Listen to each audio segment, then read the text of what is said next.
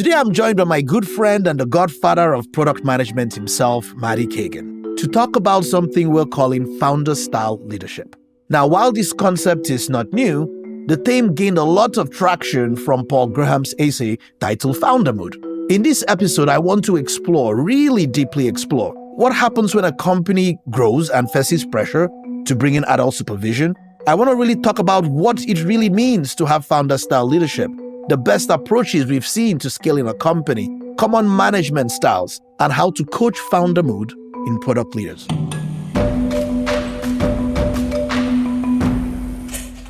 Marty, always a pleasure to see you. Welcome back to Product Therapy. Thank you, Christian. Always good to do these sessions with you. It's been a long time, but if there's any topic I knew will get you rattled, is really talking about the styles of leaders and how well we best help our team. So I'm glad we have a chance to talk about this topic, Marty. But for us, this idea of coaching founders, working with founders, is not a new thing. We've seen different founders over the years do it. But this name, Founder Mode, I know it's kind of been used over and over again. Let's start by talking about it. We're deliberately not lining up calling this Founder Mode. We want to call this Founder-Style Leadership. Maybe talk to me about the name, what it means to you, how best to define it, how best to explain it to people. Well, this is a nuanced topic. I think this is a perfect subject for your podcast because there is a lot of nuance to this. There is a lot of depth to this topic. As soon as Paul Graham's essay came out, I heard about it from several people and I read it right away. And I actually thought it was an excellent essay talking about a really important point. However, over the last couple months, it's been clear that people are not getting that point. I think most people, honestly, have largely missed what he was trying to say.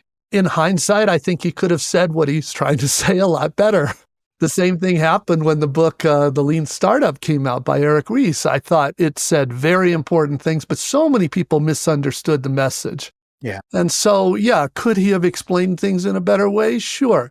But you don't want to throw the baby out with the bathwater, right? There are some really important points. And I have been talking about those points with product teams and especially product leaders. Actually been talking about those points for years, but it really got accelerated with that article because then it became a major, topic of conversation. And the first thing I really realized is that founder mode is not actually a great term for a couple reasons. One is it's not really a mode. It's not something that people choose to turn on or off. Like I'm going into beast mode right now. And it's not like that. It is a very different thing it's trying to talk about. And I think the even bigger point is too many people just assume this is only relevant for a startup founder. And it's really not at all true. In fact, you could argue that this is, in fact, the key to successful scaling. So I am going to try to make the argument that we're not just talking about founders, and we're not talking about a mode or a behavior style. We are really talking about how you lead a product organization, and how critical it is. Everybody kind of knows that, we don't have to talk much about micromanagers, right? We know there's basically those two extreme kinds of management styles. Micromanagers, which, as you know, are the opposite of empowering. They're like, you're not going to get the innovation and so on. But they're on the other end of the spectrum. And this is what Paul Graham was talking about. At the other end of the spectrum, well, literally, Brian Chesky, that's what Paul Graham was writing about. Brian Chesky was complaining that he was told by several people that he just needs to hire good people and back away and let them do their job, which goes by the name professional managers. It goes by the name laissez-faire managers. It goes by the name delegation-based managers. But that has never been true. Right. That was, people seem to think that. I don't know all the root causes from that, but it's never been true. As you know, Christian, because you've been saying it along for years too, we say all the time, that empowered teams don't require less management, they require better management. Yes. And I argue that what Paul Graham is tapping into, what Brian Chesky is tapping into, is what does it really mean by better management? That's what we really need to talk about. And that's what I'm afraid people, when I say people are missing the point of the whole discussion, they're focused on basically the stylistic element of management and not really looking at the beef, which is what really enables and empowers teams to do great work. I love that, Marty. You kind of said what it looks like in product companies. Are you specifically pointing out that this is only a style that works in product companies, or really just a general approach to what better management is? I'm actually don't feel competent to talk about all kinds of management in the world. If I was running a factory floor building cars, I don't know that these things are the same. I do believe, though, that it is necessary for product organizations at both small scale startups, growth stage, more important, and then at large scale, enterprise scale. I would argue it's extremely important. In fact, when that article came out, I went back because, a lot of the companies that we consider the most consistently innovative products in the companies in the world at scale, whether it's Apple or Amazon or Google, they publish their leadership principles. And this is right at the top of the list. So this is not a secret. This is the oldest reference I could find. But in 1984, literally, wow. I don't know if you were even born then, Christian, I'm not sure. But in 1984, I was working as an engineer, and Steve Jobs, in an interview, said, we went through this stage at Apple where we went out and thought, we're going to be a big company, so let's hire professional management. And they went out and hired a bunch of professional management. And his statement was, it didn't work at all. They knew how to manage, but they didn't know how to do anything. If you're a great person, why do you want to work for somebody that you can't learn anything from? Right. And and he went on to say, and what's interesting? You know who the best managers are? They're the great individual contributors that never, ever wanted to be a manager, but decided they had to be because no one else is going to do as good a job. I mean, he said that in the mid-'80s. And in fact, to this day, Apple has a leadership principle, which is experts lead experts. And this idea or Google has their first principle, which is it starts with substance. You have to have that substance. Amazon has that principle of dive deep. These are people that know all about the product. In my opinion, what they're all describing is this founder-style leadership. And maybe it's worth stepping back for a second, Christian, because there really are two meaningful cases here. One is startups, where you basically don't have a product yet, right? Right. You're just trying to get to product market fit. And then once you've got to product market fit, and I am oversimplifying here, a lot of people know that it's not a static thing. But once you get to product market fit, your focus kind of moves to building not the product, but building the company to be able to deliver that product at scale to many, many customers. And those are kind of different things. The product needs never go away, but other needs move to the front. That's right. And so those are kind of two different situations. And I would argue founder-style leadership is the necessary condition for both of those, but there's a difference. You're establishing a couple of things that I want to kind of reemphasize as I'm thinking about you talking about this. One, I think I want to say over and over again, this is all about better management and better leadership. And founder-style leadership or founder mood, as it was described, what they are trying to describe is that in empowered teams, in this environment, we don't want less leadership. We don't want, fire and forget, sit back, or we don't also want micromanagement. What does better management look like? It means having some sense of being an expert, knowing the details. And now you're trying to describe two things, because it makes sense when you hear the name founder mode or founder style leadership? Well, for a startup, you're a founder. So you're trying to describe that's only for founders, but you're trying to describe there was something about what got that company good in the core of better management and leadership that applies at scale. That's right. Right? Okay. So I'm hearing you now, founder style leadership in a startup. At the very core, you're kind of the expert, but at scale, there may be something else you now need to do because you're growing a company.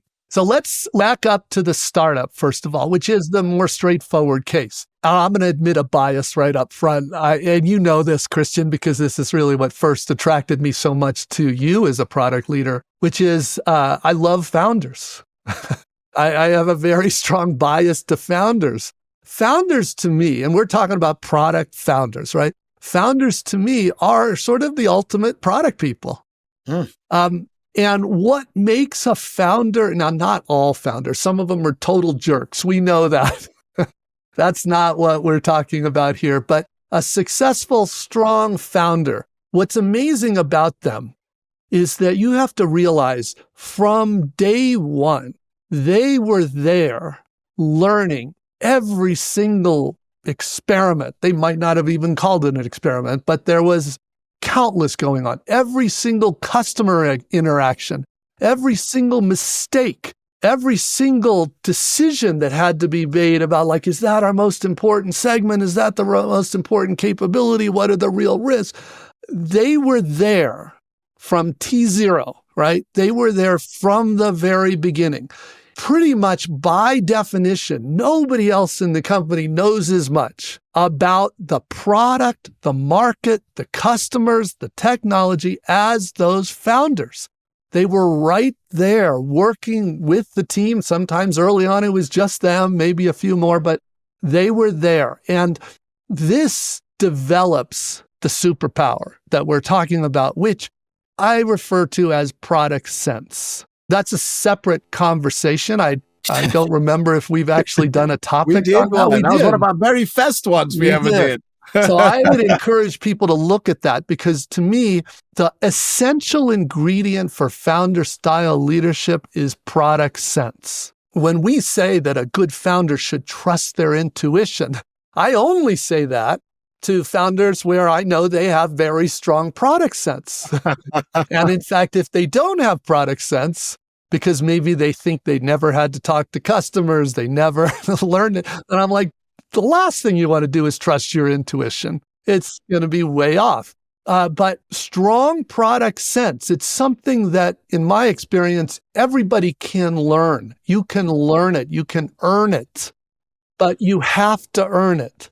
Now, once you've developed that strong product sense, that's what makes the founder so valuable on a product team. That's also why we say, for a startup, you don't need product managers. You just need that founder, which is the product manager, right? They have the product sense. Because if you've got somebody with that much knowledge of the product and it's a relatively small team. Typically in a startup, it's one product team, and one product leader. That is the person. Extra product managers at that stage are probably getting in the way. And honestly, if they are hired, they're being used as project managers. That's right. So that's fine, but that's different, right? So for a startup, it's really about that product sense.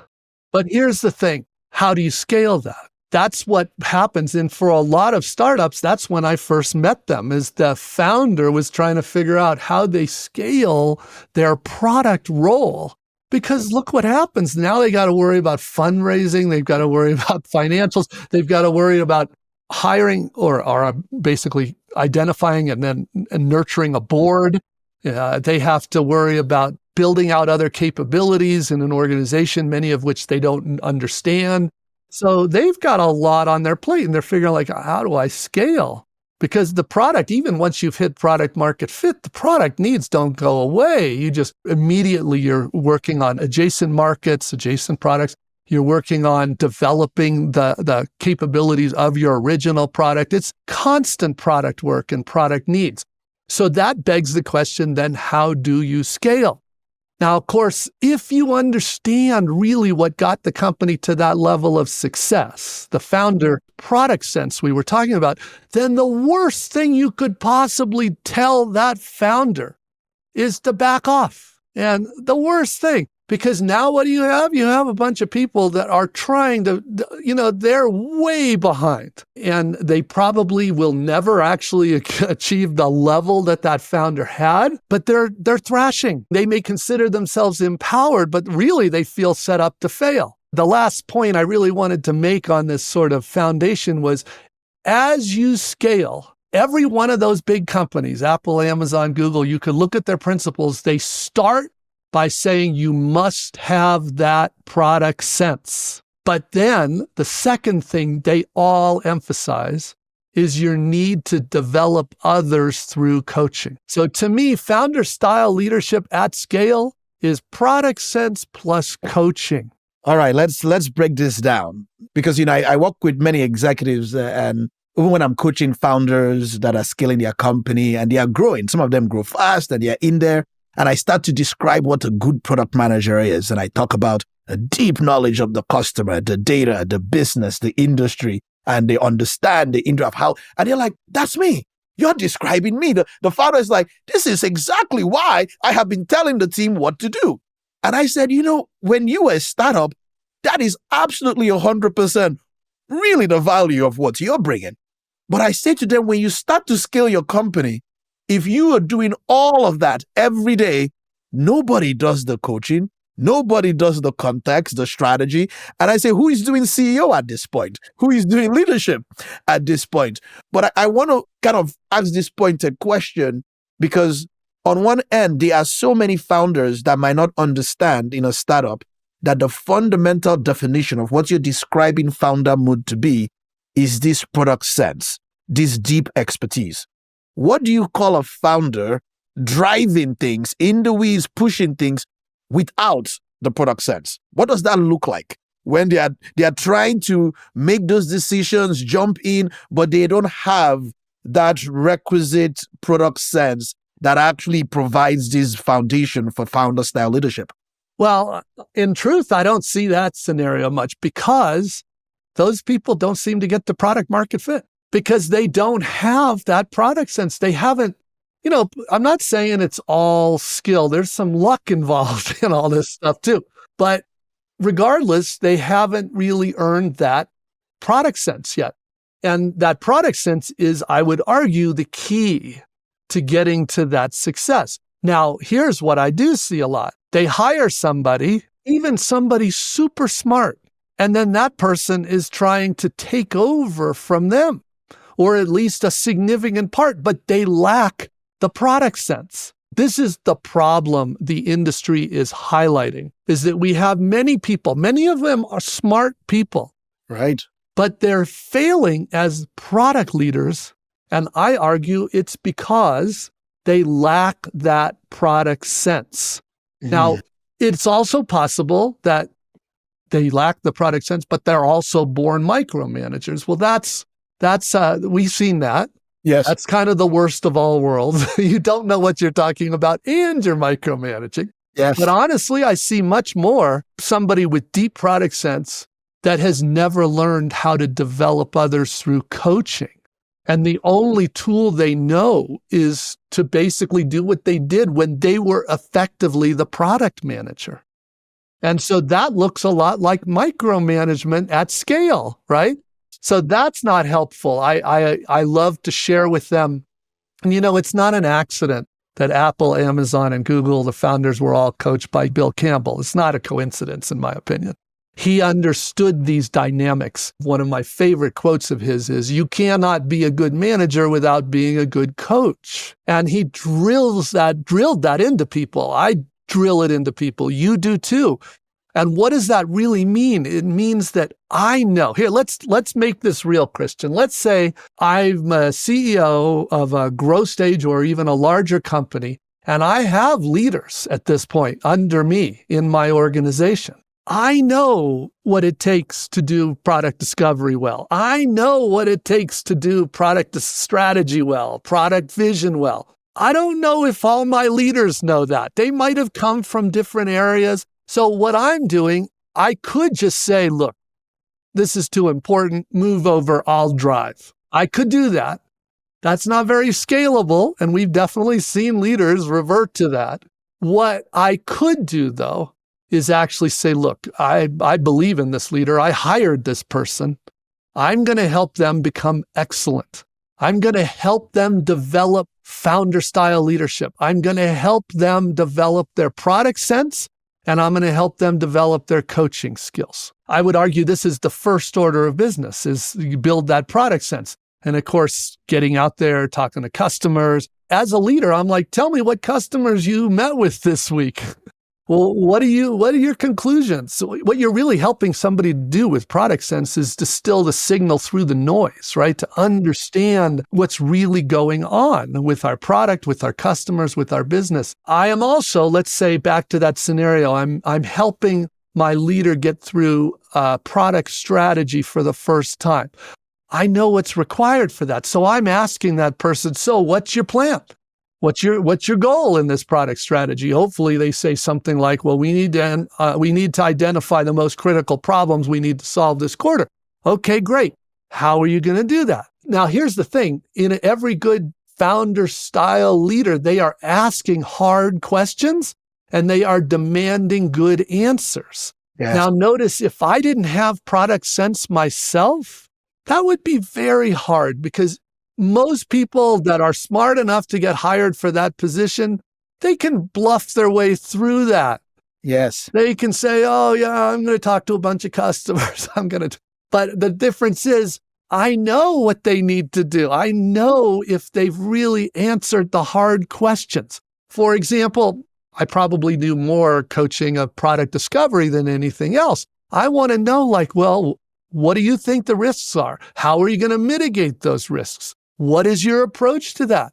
How are you going to get over the compliance issue there? I'm not telling them the answer. I'm making sure they are doing the work so that they can successfully come up with that answer. Marty, let's talk about this because I'm struggling mentally to kind of to understand if this is more founder style leadership helping you do this, or if this is you just being a good coach. Because I have seen many great founders that will say, well, I told them to go get better at discovery.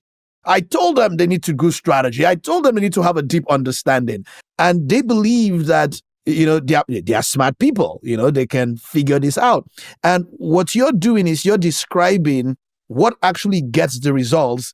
Is you're not just understanding what they need to be successful, you're asking the hard questions, you're validating and guiding them to actually be successful. This is very different from how most managers see management in that sense. And I'm trying to kind of break down in my head, is that founder style leadership, or is that really the good coaching aspect of founder style leadership? Well, I'm arguing they're the same. What I'm kind of arguing is there's a spectrum that most people see the two ends of the spectrum. They see micromanagement at one end, and they see professional managers, at the other end. And I say professional manager, there's a lot of terms out there. I don't mean that as an insult. I'm just saying a general manager that thinks they could lead pretty much anything. And maybe they can outside of the product domain. Maybe they can. I don't know enough to say that. But I do believe strongly in the product space, people need more. All right, Christian, there's one other big element that has made me very interested in this topic lately. And that is, I see a trend, especially, the trend was highlighted in Silicon Valley, but I see this trend bigger in Europe, where the belief that professional managers, also known as people-only managers, right? That's a growing trend. And I see that as absolutely toxic to the goal of moving to the product model, to doing successful innovation. And don't get me wrong, these people, I don't think I've ever met an exception. They are very well-intentioned, right? They think that the best way they can help their people is to give them all the space they need. And by the way, this is not an accident, I think, not a coincidence, but in Europe, when we say coaching in Europe, it's got a different meaning. Coaching is like, I don't have to know anything about the subject. I can just ask you a very thoughtful question and you'll come up with the answer yourself, which in the product space is just not true. If somebody has never done product discovery before, never done it for this kind of product or these kinds of risks, the chances of them on their own figuring out what they need to do are near zero. So they need much more active, deep dive coaching. These are literally phrases from Amazon, Apple, and Google's leadership principles. I already mentioned at Amazon, dive deep, but obsess over customers, develop sense of ownership, earn trust, deliver results. Apple's principles, I already said, deep expertise. There's this philosophy of experts leading experts. Immerse in the details. There it is again, right? Immersing in the details, not staying above the fray. Innovation through collaboration, scaling through teaching and coaching. Google's principles, substance first. I mentioned that. Develop others through coaching. Empower your team. Focus on outcomes. Provide a compelling vision. All of these are hands-on, deep things. They are not hands-off. They're the opposite, I would argue, of laissez-faire management, the opposite of professional management. I would argue they are not the hands-off and they are not micromanaging. They are in between in that scale, but then they're deeper. They're hands-on, deeper. Okay, let's calibrate. When we say you're not looking for less management, you're looking for better management. You're describing what these elements of what better management mean and how it's not micromanagement. But you can kind of see, I was on a coaching call earlier this week where, somebody was really just jumping at people and treating them poorly and kind of invoked founder mode. Like, and I had to call him afterwards and say, there's nothing about that. That was a founder style leadership. That was just you being a terrible human to that person. And he's like, well, I have to be in the details. I was like, the how you were in the details was nothing that got them better, improved their product sense, or could actually empower a team. How do you coach drawing that line? Like, when do you say, someone says, I'm diving deep versus I am now I am going down and asking you what you ate for breakfast and you can't leave here today if you don't tell me. How do you calibrate where, in coaching somebody, where you go deep, where you bring deep expertise, where you ask the hard questions without getting to micromanagement? Well, first of all, I've learned this, especially with my time in Europe. You cannot take this for granted. You have to remind them that everything we're about to talk about is predicated on that deep product sense. So you have to have the knowledge first. You have to have that subject expertise. But then it's now a conversation on how do you become a good coach? And by the way, it's ironic that we're chatting because I literally have never met anybody better at this than you. So it's funny for me to be telling this to you. But still, we explain that, once you're a leader, your product is not the product. Your product is now the people. And your goal is to develop their skills. And so it means like, I'm thinking hard. You and I have a mutual friend, Mike Fisher. He's a CEO today of MyFitnessPal. And Mike was telling me recently, we were talking, I love his writing. I think he's fantastic. He's truly a deep thinker on product and leadership. And he's a great example of what we're talking about. And he was sharing that he was preparing for a one-on-one. And he was crafting his questions. He was sharing with me that he had just been diving deep on crafting the question. He was putting real thought into how am I going to inspire, initiate, instigate the person to really think about the things they need to think about deeply. He was crafting his question. He knew where they needed to go. He knew that, but he needed them to get there. He needed them to be able to realize the work that they had to do to really believe it. The last thing a good CEO wants is people to do it just because you say do it. You want that that same thing. We need teams of missionaries, not teams of mercenaries.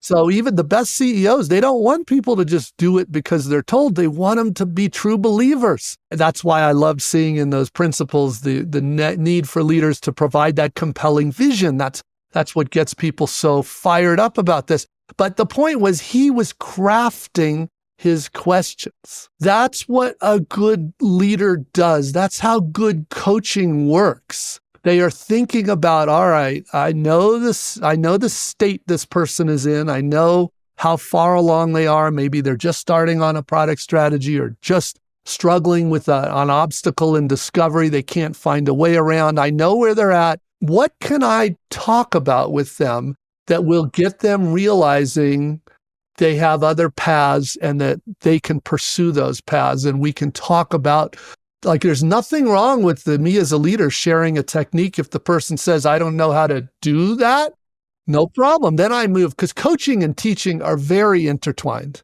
That's right. Right? I mean, we're often teaching.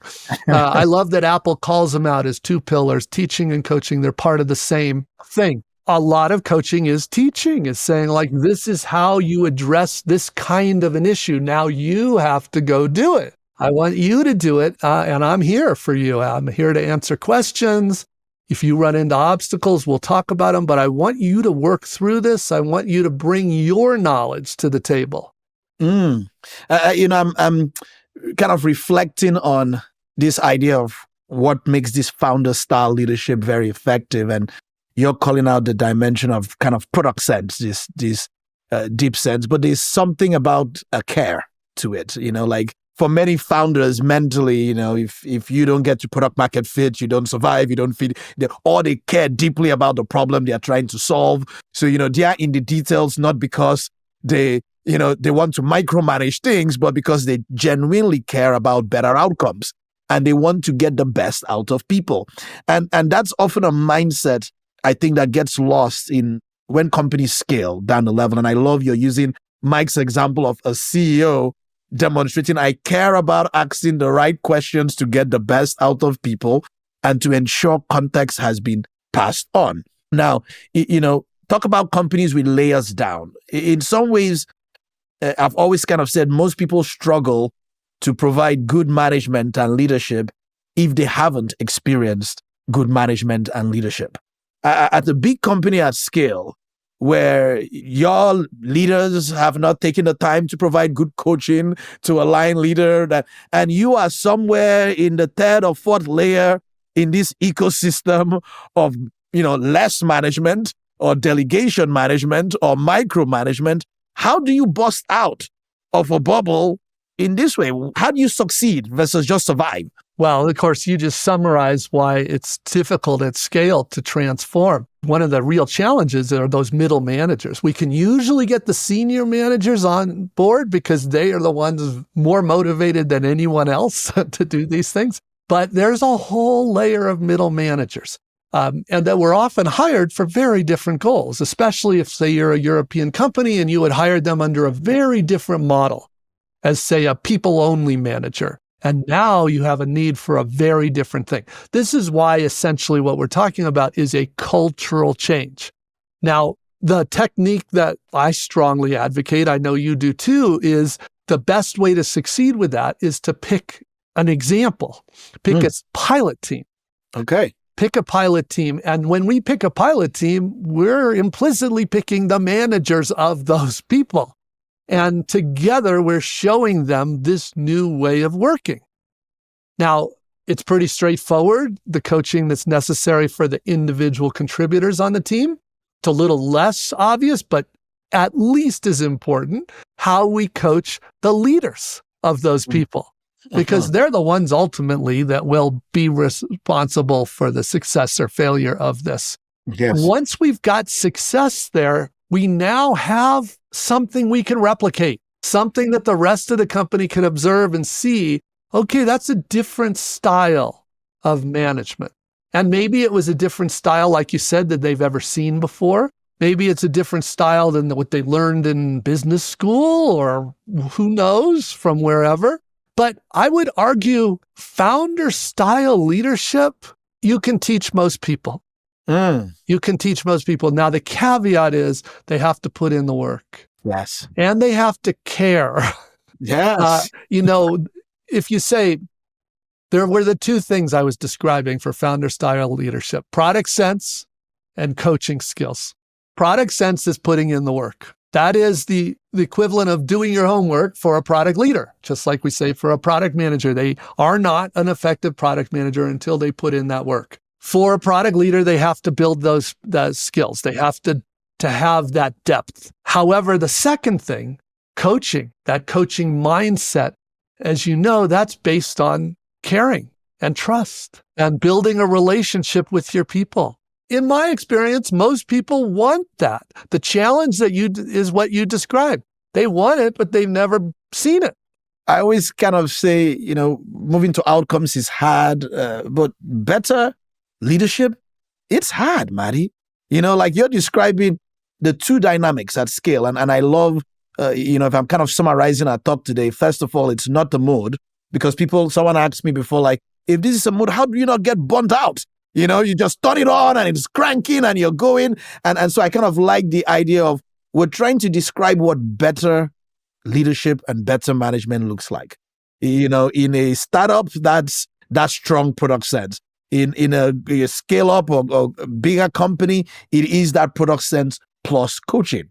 And so on one end, you kind of see both dynamics. You see people with strong product sense that are not very good at coaching or caring about getting people, and that can turn into some of those other behaviors, or people that are just traditional people managers that are delegators in chief and not very good at the expertise and the deep knowledge. And so this is very hard. You're kind of redefining what better management and better leadership in a product organization looks like. And I think that's a great way to summarize our time today, because it's very helpful, particularly for me. I'm trying to get away from the poor definitions that have become dangerous when people took that from this article. Are there pointed examples, Marty, to wrap up our time, of people that have done this well, kind of founder style leadership, that you can kind of reference some attributes there that reinforce what models or behaviors you liked? Of course, it's much easier to talk about startups because then it's just an individual. It's much harder at large scale because, now we're talking about, do you have 50 amazing leaders, right? That's founder style leadership at scale. I would argue the two best I've seen are Apple and Amazon. And their leaders are, the truth is, like, any of their leaders could be incredibly successful founders, true founders of startups, and many of them have gone on to do that. But the point is, they are developing these leaders, and they do believe that experts develop experts, experts lead experts. And so the expertise is the foundation of everything. At Apple, it's literally the CEO before different functions come together, right? It's the CEO. So they believe so strongly in that idea of experts leading experts, but it's not a coincidence that Apple products have that holistic performance. And I would argue Amazon is optimizing a little different. Apple is optimizing for a small number of highly integrated devices. Amazon is basically optimizing for an innovation machine, right? In many different businesses. So the details are different, but what they look for and develop in their leaders, I find the same. That same, they're so inspiring, the leaders. You want to work for them. You believe in what they're trying to do. You can learn so much from them. They have different styles, of course, but they're all great examples of real founder-style leaders.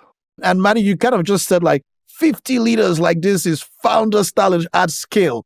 You're not even saying every part of an engine has to operate this way. Are you just suggesting, like, if this is more of what your organization is like at scale is more people with founder style leadership? I am, but I'm specifically, again, I was sort of saying at the beginning, I don't know enough to say how critical this is outside of the product domain, but I do believe engineering and engineering leaders, design and design leaders, product and product leaders, those areas, that's clear. And I do think there's some real differences for those of us that build the products our company sells.